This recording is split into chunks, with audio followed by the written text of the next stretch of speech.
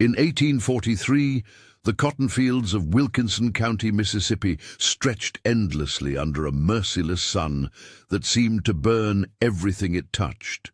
The air hung thick with humidity and something else, a silence that pressed down on the plantations like a weight that could crush souls.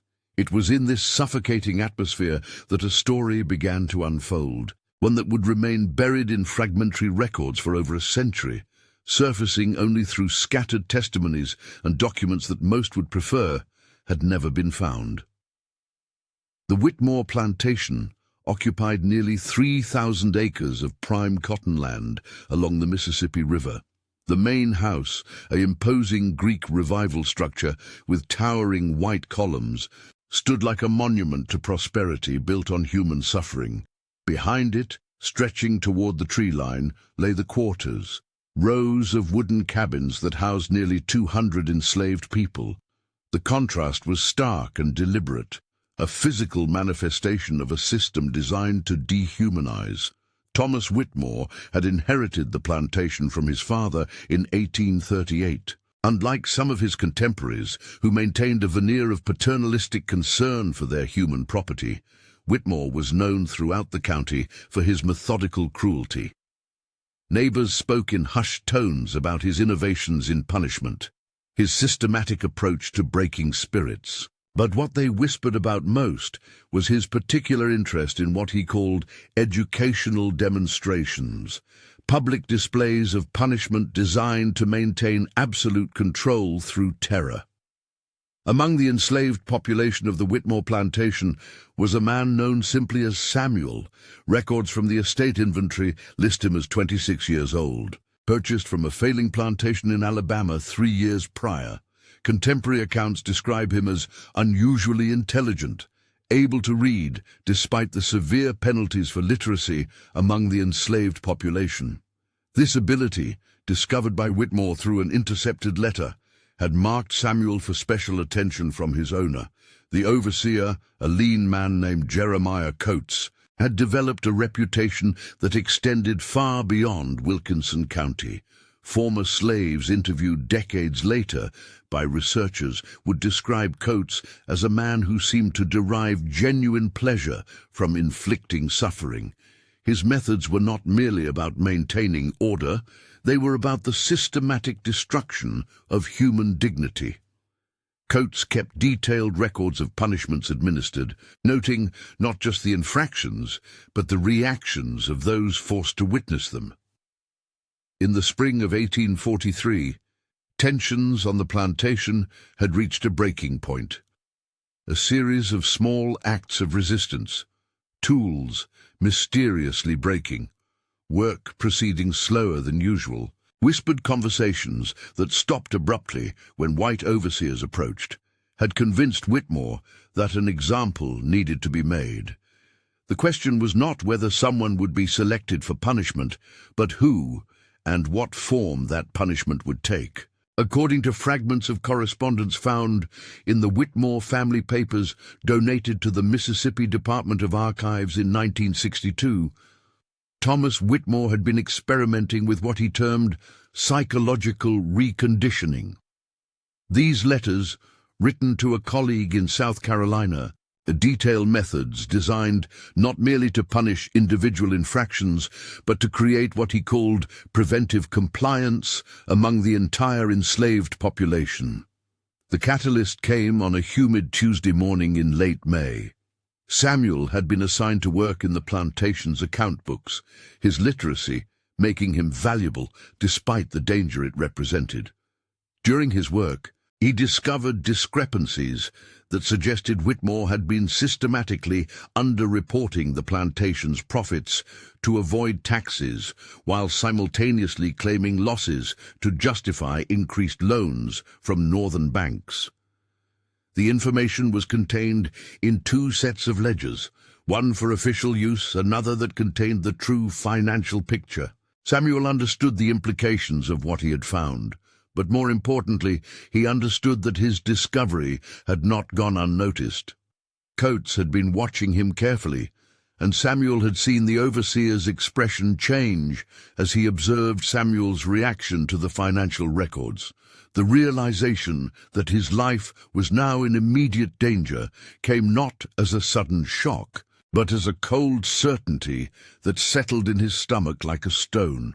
The plantation's bell tower chimed 6 times, signaling the end of the workday. As the enslaved workers began their slow trek back to the quarters, Samuel made a decision that would determine not just his own fate, but the fates of several others whose lives would become entangled with his own. He carefully memorized key figures from both sets of ledgers, then began to formulate a plan that was both desperately simple and extraordinarily dangerous. That evening, as Samuel sat outside his cabin, sharing a meager dinner of cornbread and pork scraps with 3 other men, he began to plant the seeds of what would later be called the stupid trick, in whispered conversations that passed the story down through generations. He spoke carefully, knowing that any of his companions might be pressured into revealing his words. But he also knew that what he had discovered in those ledgers represented a weapon that could either free him or destroy him completely. The plan Samuel devised relied on a fundamental assumption about human nature, that greed and fear of exposure could sometimes override even the most entrenched systems of control. His strategy was based on creating a situation where Thomas Whitmore would have no choice but to allow him to escape, not out of mercy or sudden moral awakening, but out of pure self-preservation.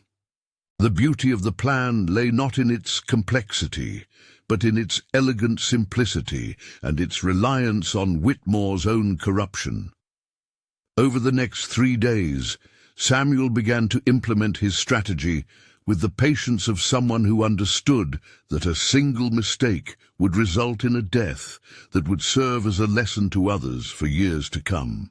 He started by making subtle changes to his behavior, working with slightly less efficiency, making small errors that seemed accidental but were carefully calculated to draw attention. He needed Coates and Whitmore to believe he was becoming unreliable, but not so unreliable as to warrant immediate punishment. On Friday afternoon, Samuel made his first overt move. While working alone in the plantation office, he deliberately left one of the private ledgers partially open on Whitmore's desk, positioned so that anyone entering the room would notice that someone had been examining the financial records. He then made sure to be seen leaving the office by 2 different witnesses, including Coates himself. The response was swift and predictable.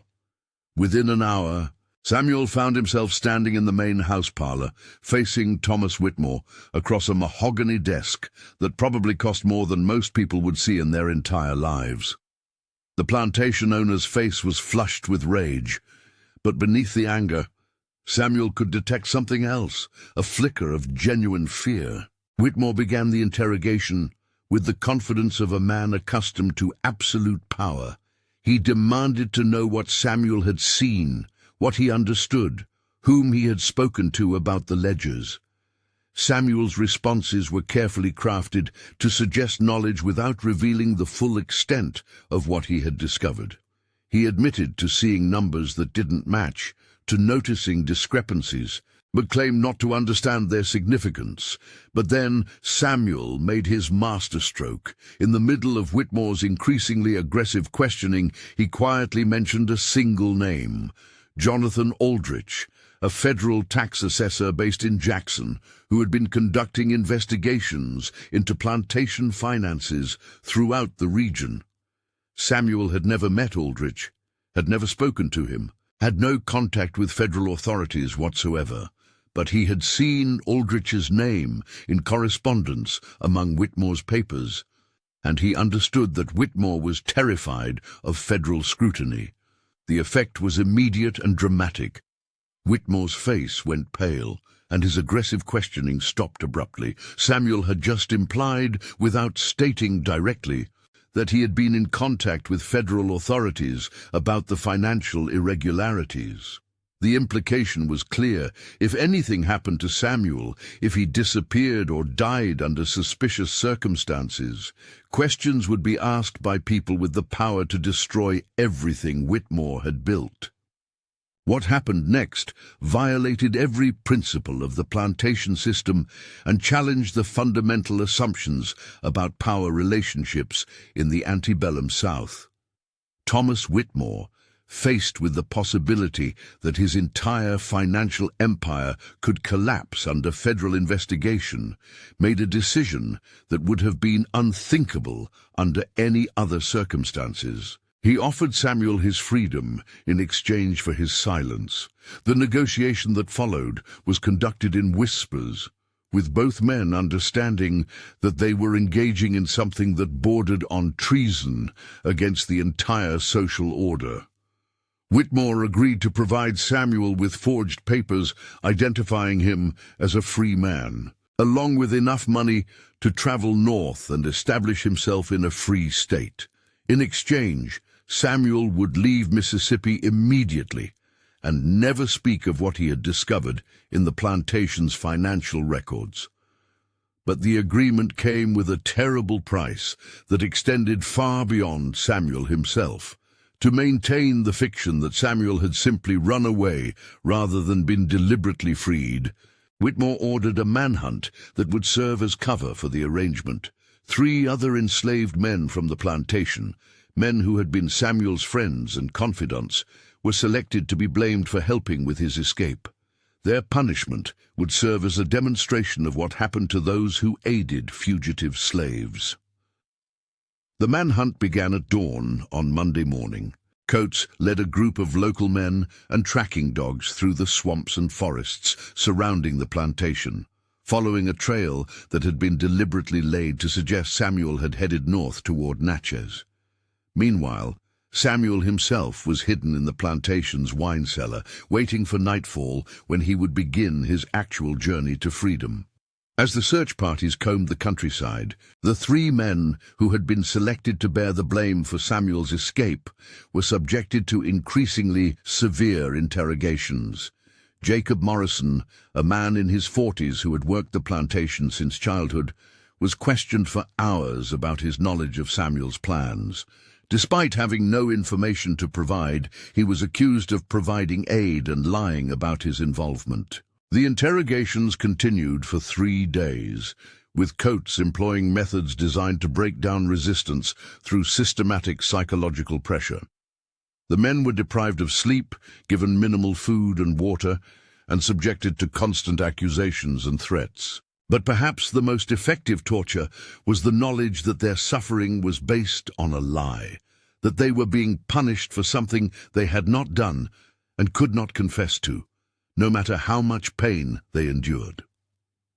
On Wednesday evening, as the official search for Samuel continued its theatrical progression through the Mississippi wilderness, the 3 accused men were brought to the plantation's central courtyard for what Whitmore announced would be a final determination of guilt.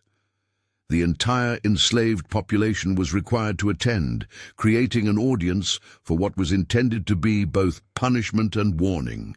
Coates had prepared a set of implements that he arranged on a wooden table like surgical instruments. The psychological impact was immediate and profound.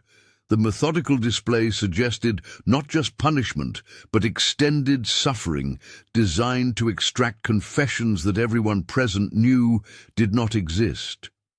The 3 men stood in chains, understanding that they were about to pay the price for another man's freedom with their own flesh and possibly their lives. What followed challenged every assumption about human behavior under extreme stress. Instead of the confessions that Coates expected, the 3 men maintained their innocence with a quiet dignity that seemed to grow stronger rather than weaker as the pressure increased. Their refusal to provide false testimony, even under the threat of severe punishment, created a moral crisis that extended far beyond the immediate participants.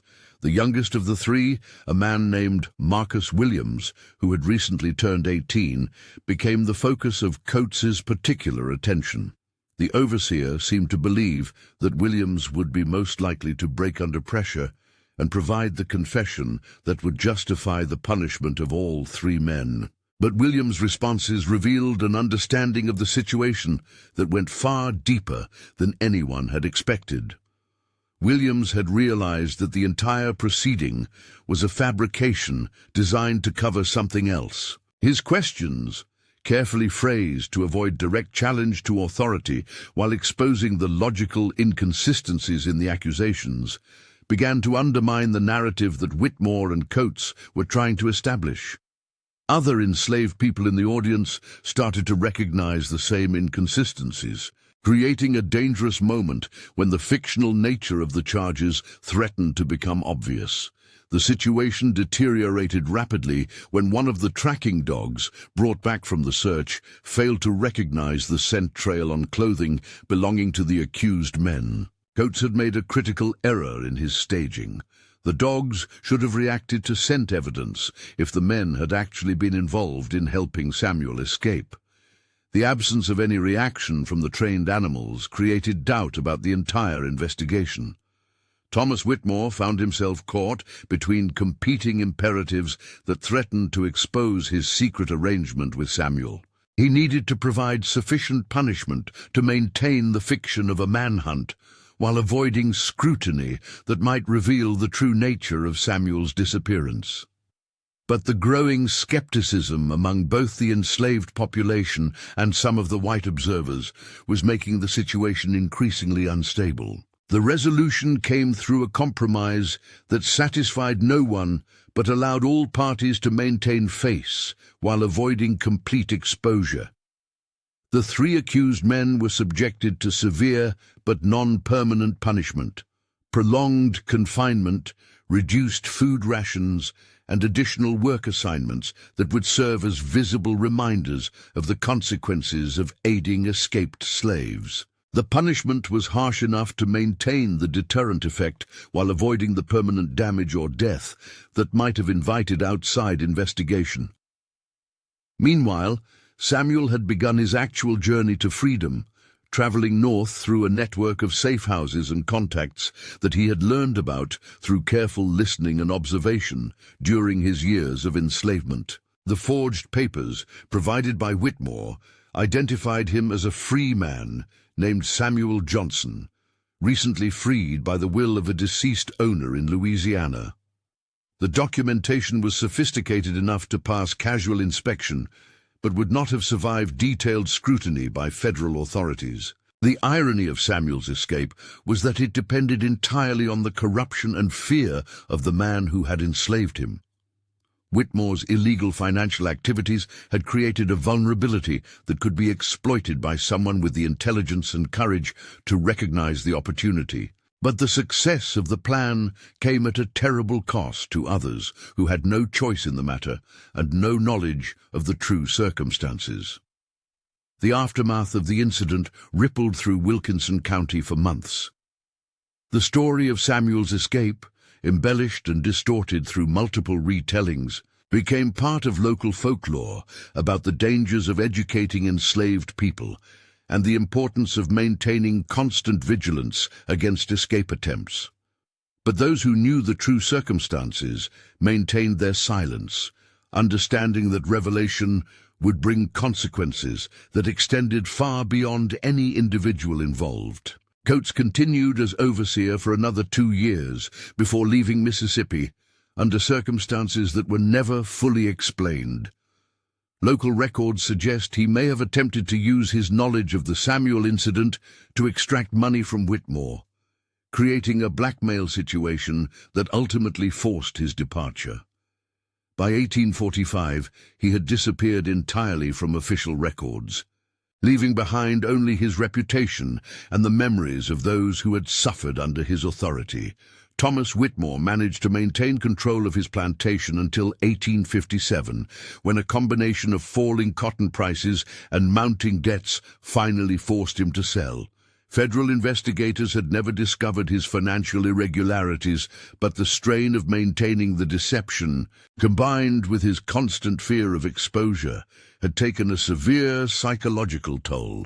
Neighbors reported that he had become increasingly paranoid and reclusive in his final years as a plantation owner. The three men who had been punished for Samuel's escape survived their ordeal, but carried the physical and emotional scars for the rest of their lives. Jacob Morrison lived until 1878, long enough to see the end of slavery and to tell his story to researchers documenting the experiences of formerly enslaved people. His testimony, preserved in the archives of Tougaloo College, provides one of the few first-hand accounts of the incident and its aftermath. Marcus Williams, the youngest of the three, eventually escaped himself in 1846 during the chaos that followed a yellow fever epidemic. He made his way to Ohio, where he learned to read and write and became active in the Underground Railroad. His memoirs, published privately in 1872, include a detailed account of the Samuel incident, but carefully avoid naming specific individuals or locations that might have endangered survivors. The location of Samuel himself remained unknown for decades. In 1953, researchers from Howard University discovered records in Detroit that suggested a man matching Samuel's description had lived there under the name Samuel Johnson from 1843 until his death in 1879.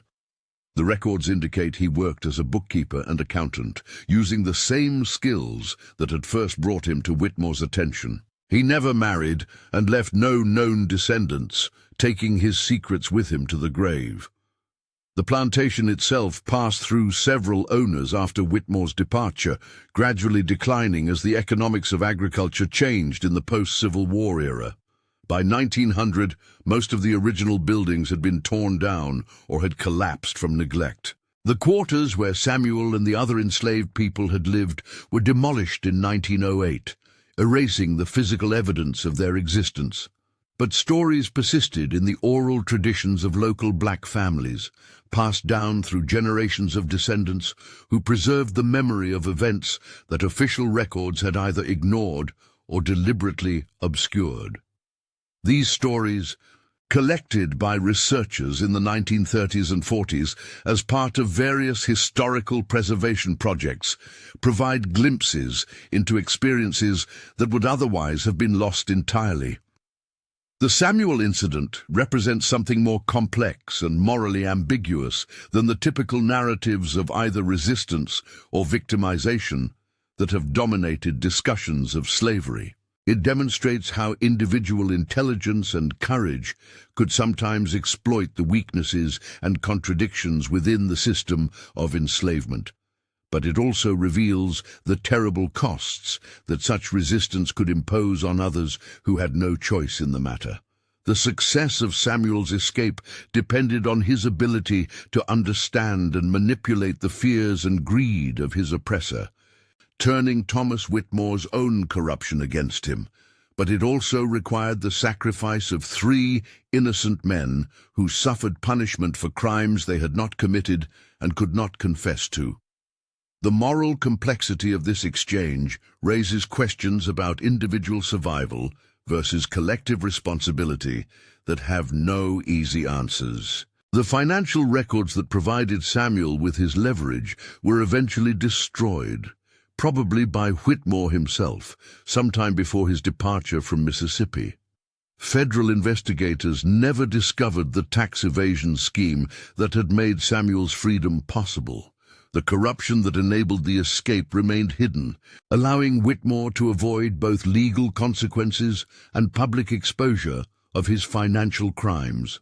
The psychological impact of the incident extended far beyond its immediate participants. The enslaved population of the Whitmore plantation had witnessed something that challenged their understanding of power relationships and resistance strategies. The knowledge that freedom could sometimes be purchased through knowledge rather than physical escape provided both hope and frustration for those who lacked Samuel's particular combination of literacy, intelligence, and opportunity. Contemporary accounts suggest that the incident influenced the development of other resistance strategies throughout Wilkinson County and surrounding areas. There were reports of increased attempts to gain literacy among enslaved populations, despite severe penalties, and evidence of more sophisticated intelligence-gathering efforts designed to identify potential vulnerabilities among plantation owners and overseers. The three men who suffered for Samuel's escape became symbols within the local enslaved community, representing both the costs of resistance and the bonds of solidarity that transcended individual survival. Their willingness to maintain their innocence despite severe punishment demonstrated a form of moral courage that inspired others while also highlighting the terrible choices that the system of slavery imposed on its victims. The tracking dogs that had failed to establish scent evidence were quietly retired from use on the Whitmore plantation, their failure representing an embarrassing gap in the manufactured narrative of Samuel's escape. Coates never again relied on animal tracking for investigations, having learned that even well-trained dogs could not provide evidence for events that had not actually occurred. The wine cellar, where Samuel had hidden during the manhunt, was sealed sometime in late 1843, officially because of structural concerns, but more likely to eliminate physical evidence of the deception. The space was not reopened until 1924, when new owners renovating the property discovered a small cache of items that suggested someone had once spent several days hiding there. Among these items was a piece of paper with writing that appeared to be financial calculations, possibly notes that Samuel had made while memorizing the information from Whitmore's ledgers. The paper was severely deteriorated and the writing nearly illegible. But experts who examined it in 1961 concluded that it represented evidence of the kind of sophisticated planning that would have been necessary for Samuel's successful manipulation of his owner's fears. The network of contacts that assisted Samuel's journey to freedom extended through several states and included both black and white abolitionists who maintained the secrecy necessary for such operations. Records from the Underground Railroad suggest that Samuel's case was unusual in that his freedom had been purchased through extortion rather than escape, creating legal complications that required careful handling by those who assisted his journey north. The forged papers that identified Samuel as a free man were sophisticated enough to suggest professional production, possibly by the same networks that provided documentation for other escaped slaves. Federal marshals investigating fugitive slave cases in the 1840s noted an increase in the quality of forged documents, suggesting that abolitionists had access to skilled forgers and possibly to stolen official papers that could be modified for their purposes. The psychological toll on Thomas Whitmore became increasingly apparent in the years following Samuel's escape. Business associates noted changes in his behavior, increased suspicion of subordinates, reluctance to maintain detailed financial records, and a tendency toward paranoid interpretations of routine business communications. His fear of federal investigation had created a chronic state of anxiety that affected his decision-making and ultimately contributed to his financial downfall. Jeremiah Coates's departure from Mississippi in 1845 was preceded by several incidents that suggested he had attempted to use his knowledge of the Samuel case for personal gain. Local court records include references to a dispute between Coates and Whitmore over compensation and conditions of employment, but the specific details were sealed at the request of both parties, suggesting an out-of-court settlement that probably involved hush money.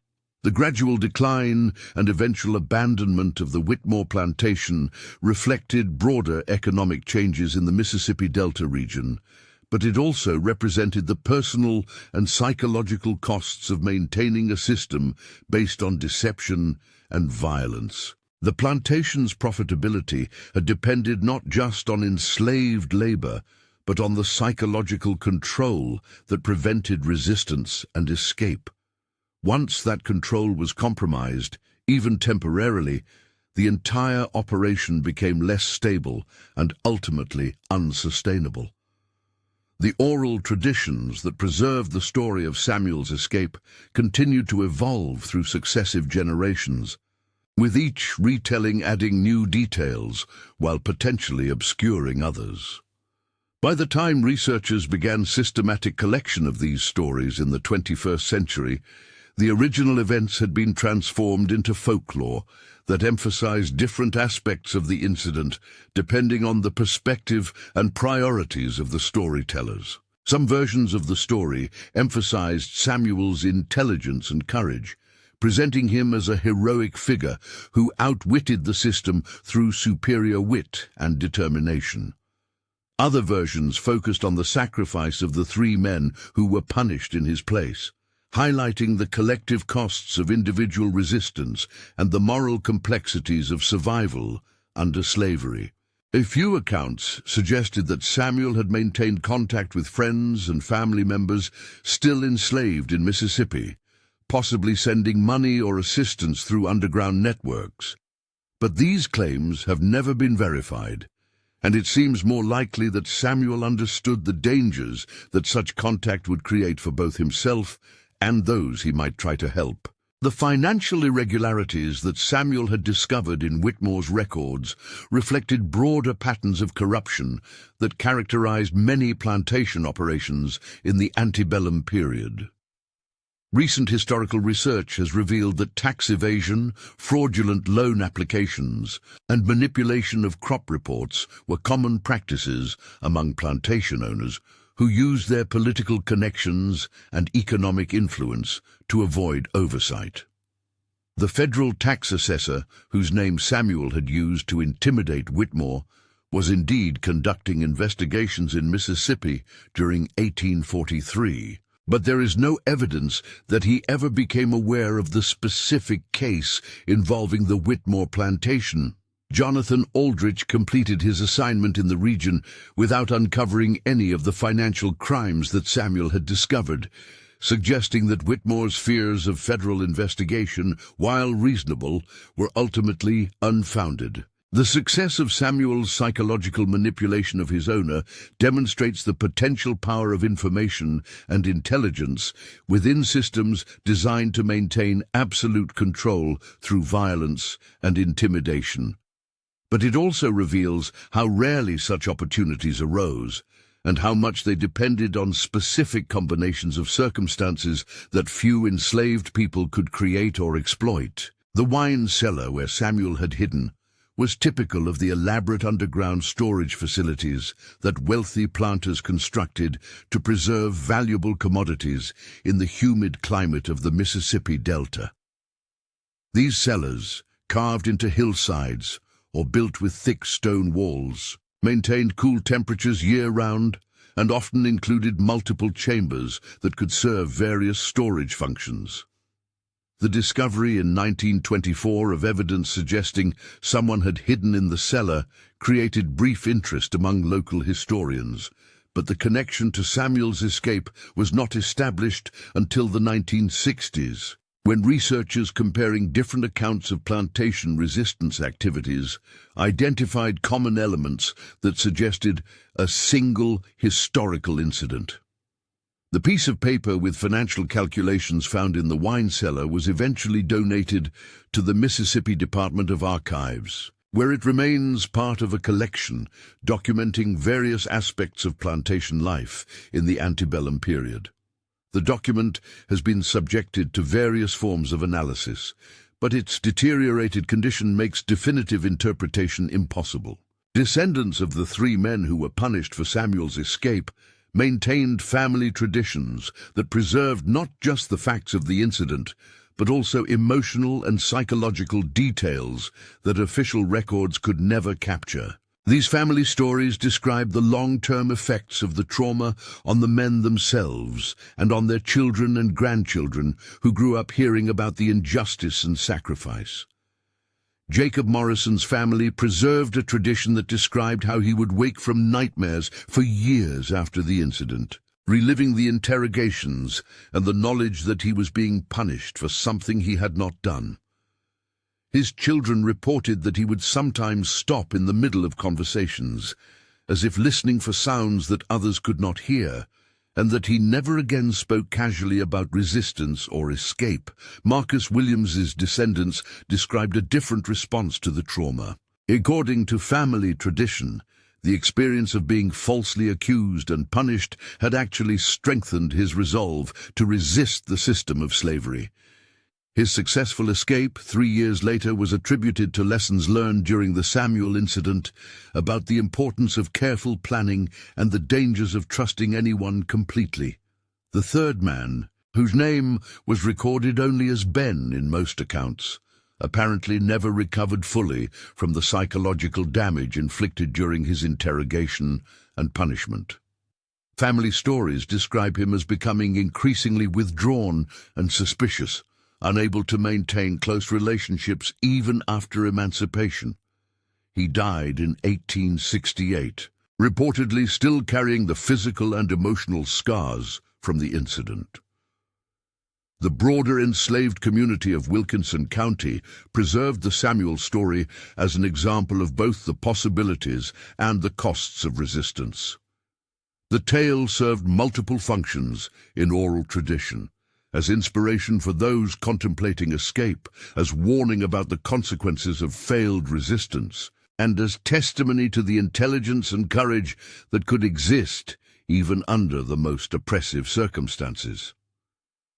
The methodical cruelty that characterized Jeremiah Coates's approach to maintaining control reflected broader patterns in the management of enslaved populations throughout the Deep South. Overseers like Coates understood that random violence was less effective than systematic psychological pressure in maintaining long-term compliance, and they developed increasingly sophisticated methods for breaking resistance without damaging valuable human property.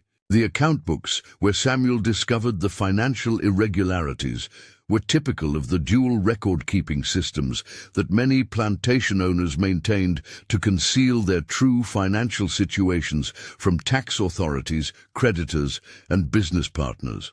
One set of books would be available for official inspection, while another set contained the accurate figures necessary for actual business planning. The particular form of tax evasion that Samuel discovered involved underreporting both the plantation's acreage and its productivity, allowing Whitmore to pay taxes based on fictional figures while simultaneously claiming crop losses to justify loans and insurance claims. This type of fraud was difficult to detect without access to private records and required considerable financial sophistication to identify and understand. Samuel's ability to recognize the significance of the discrepancies in Whitmore's books reflected not just his literacy, which was unusual among enslaved people, but also his understanding of financial principles that most people of his era, regardless of race or legal status, would not have possessed. This knowledge had probably been acquired through years of observation and listening while performing various clerical duties for previous owners. The psychological pressure that Samuel applied to Thomas Whitmore worked precisely because it exploited the plantation owner's existing fears and paranoia about federal oversight. Whitmore was already nervous about his financial crimes and needed only the suggestion of possible exposure to conclude that cooperation was preferable to the risks of resistance or retaliation.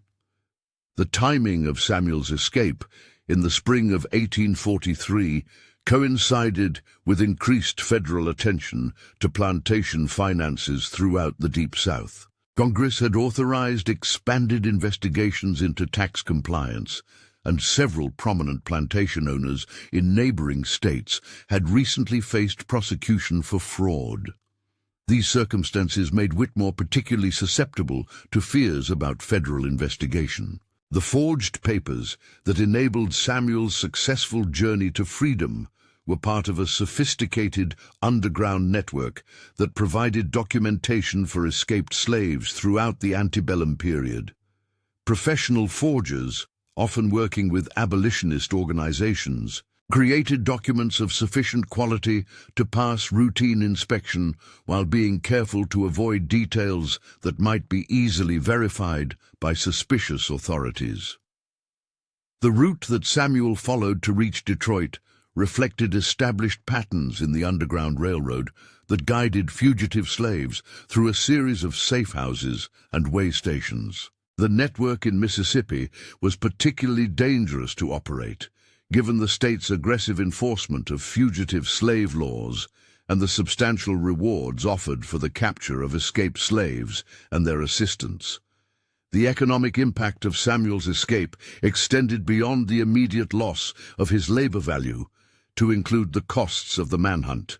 The reduced productivity of workers who were subjected to increased surveillance and suspicion, and the psychological toll on the enslaved community that witnessed the punishment of innocent men. These hidden costs made resistance expensive for slaveholders, even when it was ultimately unsuccessful. The wine cellar where Samuel spent his final days on the plantation had been constructed in the 1820s during the original development of the property. The elaborate underground facility reflected Thomas Whitmore Sr.'s ambitions for his plantation and his understanding that proper storage of valuable commodities was essential for long-term profitability in the uncertain cotton market. The gradual deterioration of the Whitmore plantation after Samuel's escape reflected not just broader economic trends, but also the specific psychological and operational damage caused by the incident. The knowledge that an enslaved person had successfully manipulated the owner through superior intelligence and planning undermined the fundamental assumptions about racial hierarchy that justified the entire system.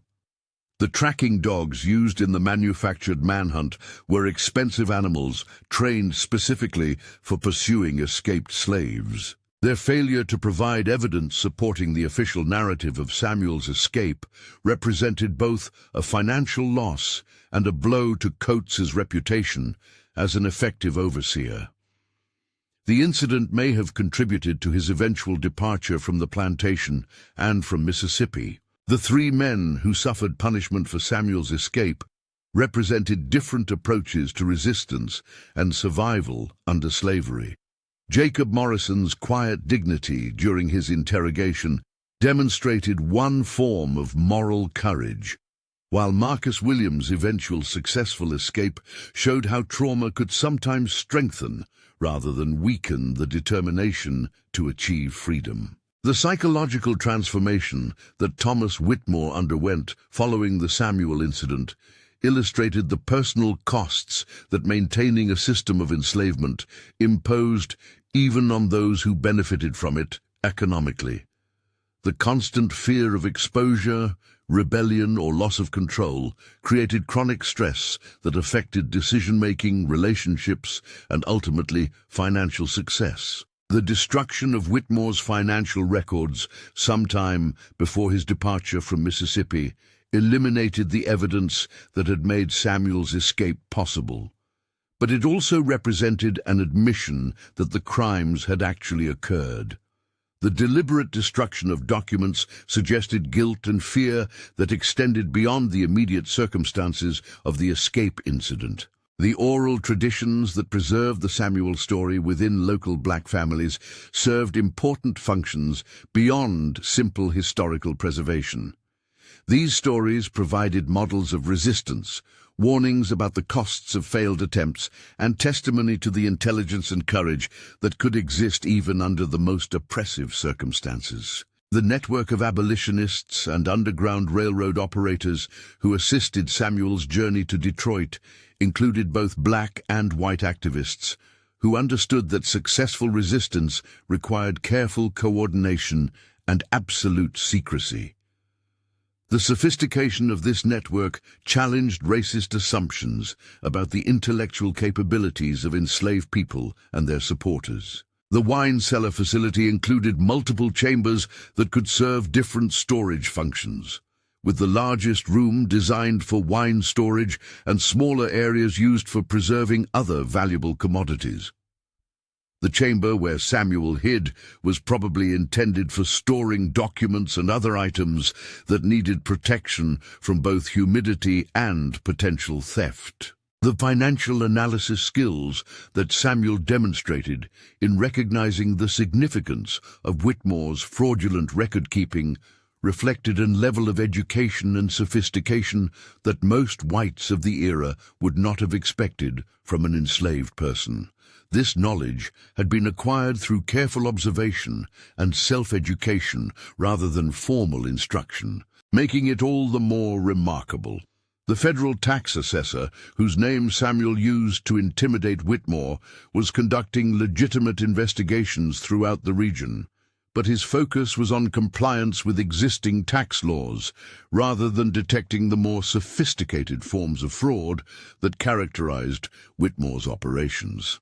This limitation in federal oversight created opportunities for plantation owners to engage in financial crimes with relatively little risk of discovery. The psychological manipulation that Samuel employed against Thomas Whitmore required not just intelligence, but also remarkable self-control and courage. The strategy depended on maintaining a delicate balance between suggesting knowledge and avoiding direct threats that might have provoked violent retaliation rather than negotiation. The manufactured manhunt that provided cover for Samuel's escape required careful coordination between Whitmore and Coates to ensure that the search appeared genuine while avoiding any possibility of actually locating the fugitive. This deception was complicated by the need to maintain the fiction for multiple audiences, including other enslaved people, neighboring plantation owners, and potential federal investigators. The punishment inflicted on the three innocent men served multiple functions within the plantation's system of control. It provided a visible deterrent to other potential escapees. It maintained the fiction that Samuel's disappearance had been aided by accomplices, and it reinforced the owner's absolute power to inflict suffering regardless of guilt or innocence. The community of enslaved people on the Whitmore plantation faced an impossible choice between supporting the fiction that justified their neighbors' suffering and revealing the truth about Samuel's escape that would expose them all to retaliation. Their forced silence became part of the psychological pressure that maintained the system of control. The Underground Railroad network that assisted Samuel's journey to freedom had evolved sophisticated methods for evaluating the authenticity of escape stories and the reliability of documentation. Samuel's case was unusual because his freedom had been purchased through extortion rather than traditional escape, creating complications that required careful handling by experienced operators. The forged papers identifying Samuel as Samuel Johnson included details about his supposed previous owner and the circumstances of his manumission that were designed to withstand casual inspection while avoiding specific claims that could be easily verified. The sophistication of this documentation reflected years of experience in creating believable false identities for escaped slaves. The economic disruption caused by Samuel's escape extended beyond the immediate loss of his labor to include increased costs for surveillance, reduced efficiency due to heightened suspicion among the workforce, and the psychological toll on both enslaved people and overseers who had witnessed the punishment of innocent men. The wine cellar where Samuel hid during the manhunt had been designed to maintain consistent temperature and humidity levels necessary for preserving valuable commodities in the challenging climate of the Mississippi Delta. The facility included sophisticated ventilation systems that provided fresh air while maintaining security and secrecy. The tracking dogs used in the search for Samuel were valuable animals whose failure to provide useful evidence represented both a financial loss and a blow to the credibility of the entire manhunt operation. These dogs had been trained specifically for pursuing escaped slaves, and their failure raised questions about the authenticity of the official story. The three men who were punished for Samuel's escape each responded differently to their ordeal, reflecting individual differences in personality, previous experiences, and coping strategies. Their varied responses illustrated the diverse ways that people could maintain dignity and sanity under conditions designed to destroy both. The psychological toll on Thomas Whitmore continued long after Samuel's successful escape, creating chronic anxiety about federal investigation that affected his business decisions and ultimately contributed to his financial downfall. The fear of exposure became a constant presence that influenced every aspect of his life and work. As evening shadows lengthened across the abandoned fields of what had once been the Whitmore plantation, visitors to the area in later years would sometimes report an unsettling feeling that seemed to emanate from the very soil itself. Local residents, both black and white, developed a reluctance to discuss the property's history in detail, as if some stories carried a weight that time could not diminish.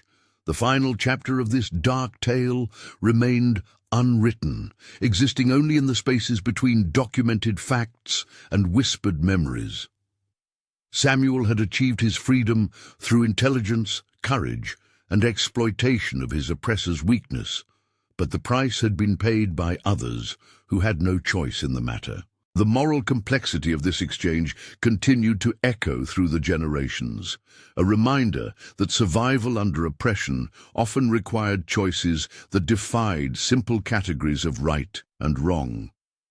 In 1968, the last of the original plantation buildings was demolished to make way for modern agricultural equipment. Workers clearing the site reported finding bones beneath the foundation of what had been the overseer's house, but official investigation concluded they were animal remains, probably from livestock that had died of natural causes. No further inquiry was conducted. The wine cellar was filled with concrete and sealed permanently, eliminating the last physical evidence of Samuel's hidden sanctuary during his final days as an enslaved person. The location of the cellar was gradually forgotten as ownership of the land changed hands multiple times, and by the 1980s, even local historians were unsure of its exact position. The Samuel story passed into local folklore, joining other tales of resistance and survival that form part of the cultural memory of the Mississippi Delta region. Each telling emphasized different aspects of the incident, reflecting the concerns and perspectives of successive generations who found their own meanings in the complex moral landscape of the original events. And in the end, perhaps that is how such stories are meant to survive, not as simple lessons about good and evil, but as reminders of the terrible choices that human beings can be forced to make when systems of oppression reduce life itself to a matter of individual survival versus collective responsibility. The echo of Samuel's footsteps, moving through darkness toward an uncertain freedom, continues to resonate across time, carrying with it all the weight of choices made and prices paid in humanity's long struggle with its own capacity for both cruelty and redemption.